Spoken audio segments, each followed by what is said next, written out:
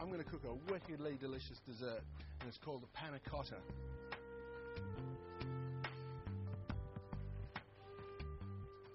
So for this recipe we need 1200 mils of cream. So what we need to do is firstly cook the cream. Over here I've got a nice heavy pan, 900 mils at first. Now this is my favourite dessert for two reasons. One, it's simple to make, and two, it's got this lovely velvety creamy sort of texture in your mouth, and flavoured with white chocolate. It's a real lady killer.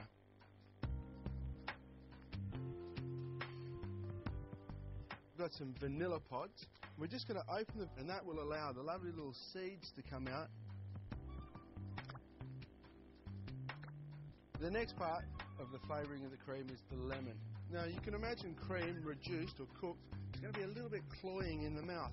And what the lemon does is it breaks up that sort of fattiness. And we just take a few little rounds. Don't cut into the white bit. All you want is the zest, the outer skin, because that's where all the flavours and the oils are kept. So we've got our lemon zest in the cream, we've got our vanilla pod in the cream. Now we need to reduce it. While that reduces, we need to soften our gelatine. 3 leaves of gelatine, 150 mils of milk. The milk is going to soften the gelatine because we're going to use gelatine to set it, and sort of let them sit there for about 5-10 minutes. And when you come back to them, they'll be all nice and gooey. I've got 200 grams of white chocolate here. This is the piece de resistance. Chop down into the smallest pieces you can because you want it to melt relatively quickly. This cream is perfect now. It's reduced nicely. You can see the little tide lines. It's dropped from the top there down a good 2 centimetres. Let's check out my gelatine. Ah, look at that. Beautiful. Now we just drop our gelatine into there and our milk. Get all our chocolate. Pour it into your milk and your cream and your gelatine and just stir.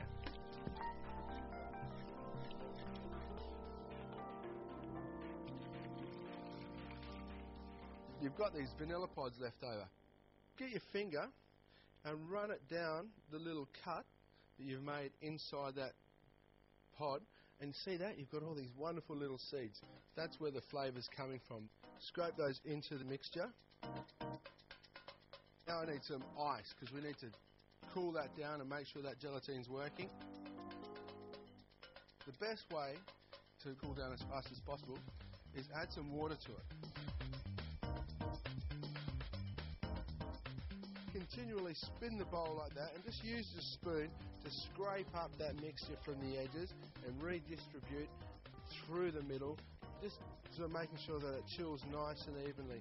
So now we can see that it's starting to thicken. It's cold enough now for us to add our whipped cream and icing sugars.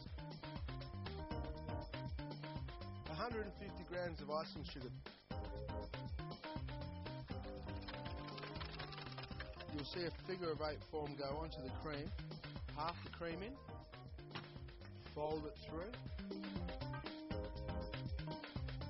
The reason why we've added this whipped cream is to make the dessert light, and it's given it volume. Now at this point we're going to need to mould it up. Now you can use any kind of mould you like. I prefer to use at home coffee cups. And basically just fill the moulds. Don't fill them to the top though, about 1 centimetre below the lip. So these go in the fridge for about, I'd say half an hour. I'll check them. It'll probably take a full hour before they're absolutely ready. I'm just going to make a quick little garnish. I need some strawberries. You don't have to use strawberries, you can use any fruit you like. Mango, kiwi fruit, whatever turns you on you use. Tablespoon of sugar there. Then we take this fork and we just mash them up, and this is what you would call muddling. Don't know why it's called muddling, it just is. And basically what we're doing is we're just extracting all those juices and all that flavour.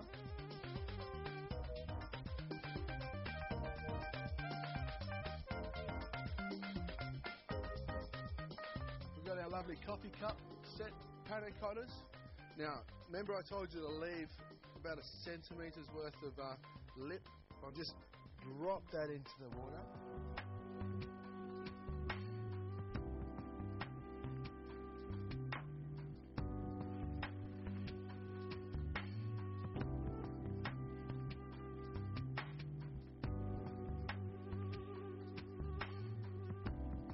Balsamic vinegar, classic flavour combination, strawberries and balsamic.